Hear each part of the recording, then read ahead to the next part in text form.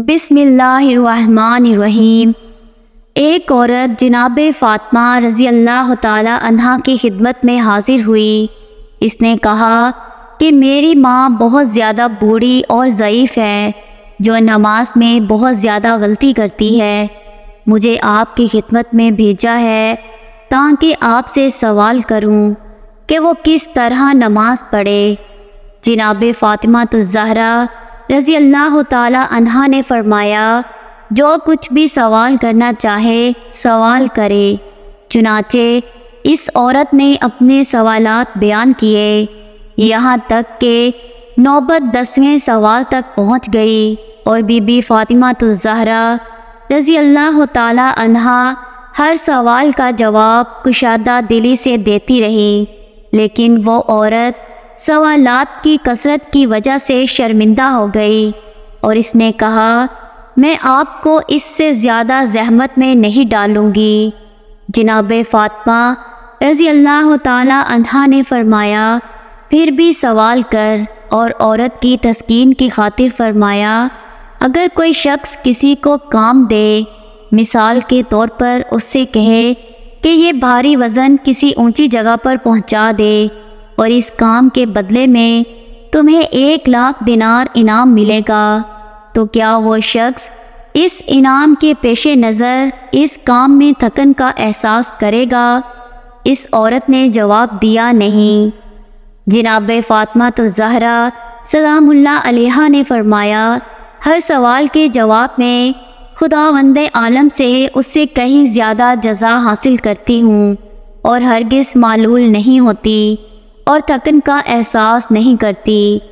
میں نے رسول خدا صلی اللہ علیہ وآلہ وسلم سے سنا ہے کہ قیامت کے دن اسلامی علماء جب خداوند عالم کی بارگاہ میں حاضر ہوں گے تو اپنے علم و دانش اور کوشش جو انہوں نے لوگوں کی تعلیم اور ہدایت کی ہے، اس کے برابر اپنے خدا سے جزا حاصل کریں گے۔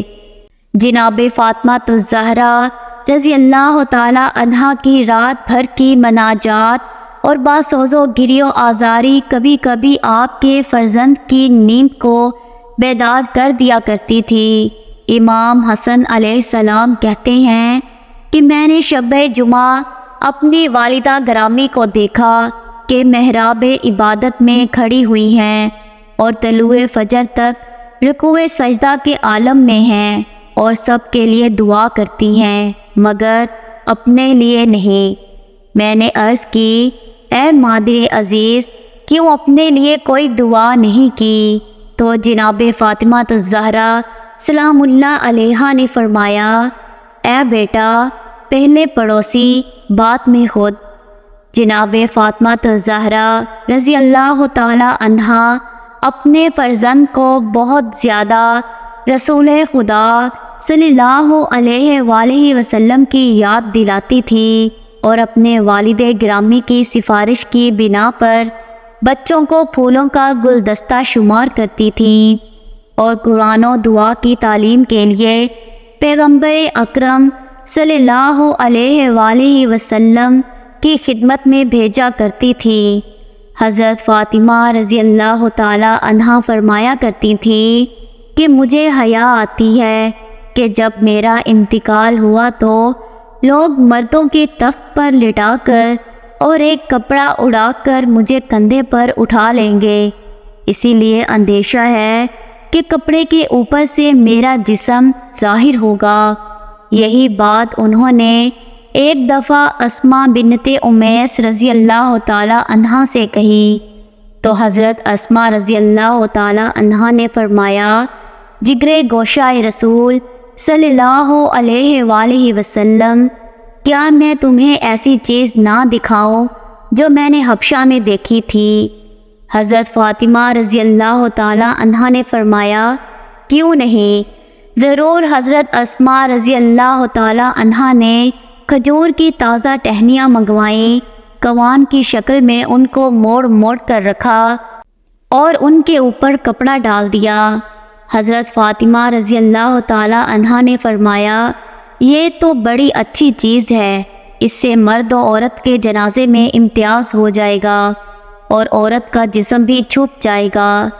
دیکھو اسما، جب میرا انتقال ہو تو تم اور علی غسل میں شریک ہوں، کوئی اور میرے قریب نہ آئے، اور میری چارپائی پر اسی طرح چھڑیاں رکھ دینا۔ جناب حضرت فاطمہ رضی اللہ تعالی عنہا کا جب انتقال ہوا، حضرت اسماء رضی اللہ تعالی عنہا نے دلہن کے ڈولے کی طرح ایک پردہ پوش چادر چارپائی تیار کی اور کہا، فاطمہ نے مجھے اس کی وصیت کی تھی۔ حضرت فاطمہ رضی اللہ تعالی عنہا اسلام میں سب سے پہلی عورت ہیں جن کا جنازہ کسی پردہ پوش چارپائی پر اٹھایا گیا۔ حضرت فاطمہ رضی اللہ تعالی عنہا کے بعد ام المومنین حضرت زینب بنت جحش رضی اللہ تعالی عنہا کا جنازہ بھی اسی طرح پردے کے ساتھ لے جایا گیا، اور اس کے بعد تو یہی طریقہ رائج ہو گیا۔ حضرت فاطمہ الزہرا رضی اللہ تعالی عنہا پردے کی پابندی کیا کرتی تھیں۔ کبھی کسی نامحرم کی نگاہ آپ کے بالوں یا چہرے پر نہیں پڑی، حالانکہ آپ لوگوں کے درمیان زندگی گزار رہی تھیں، لیکن اس کے باوجود آپ ہمیشہ اسلامی پردے کا خاص خیال رکھتی تھیں۔ ایک دن پیغمبر اکرم صلی اللہ علیہ وآلہ وسلم نے آپ سے سوال کیا، ایک خاتون کے لیے سب سے بہترین چیز کیا ہے؟ آپ نے جواب دیا، اس کی نگاہ نہ کسی نامحرم پر پڑے اور نہ ہی کوئی نامحرم اسے دیکھ پائے۔ حضرت محمد صلی اللہ علیہ وآلہ وسلم نے آپ کا جواب سن کر فرمایا، تم نے بالکل صحیح فرمایا ہے۔ ایک دن ایک نابینا شخص نے آپ کے گھر میں داخل ہونے کی اجازت چاہی۔ حضرت فاطمہ الزہرا رضی اللہ تعالی عنہا نے فوراً اس سے پردہ کیا۔ حضرت محمد صلی اللہ علیہ وآلہ وسلم نے فرمایا، مگر بیٹی، یہ مرد نابینا ہے تو تم اس سے پردہ کیوں کر رہی ہو؟ حضرت فاطمہ الزہرا رضی اللہ تعالی عنہا نے جواب دیا، بابا جان، اگر وہ مجھے نہیں دیکھ سکتا تو میں تو اسے دیکھ سکتی ہوں، لیکن وہ میری خوشبو تو محسوس کر سکتا ہے۔ پیغمبر اکرم صلی اللہ علیہ وآلہ وسلم نے حضرت فاطمہ الزہرا رضی اللہ تعالی عنہا کے جواب کو بہت پسند فرمایا اور آپ کی تصدیق کرتے ہوئے فرمایا، میں گواہی دیتا ہوں کہ بے شک فاطمہ میرے جگر کا ٹکڑا ہے۔ سبحان اللہ۔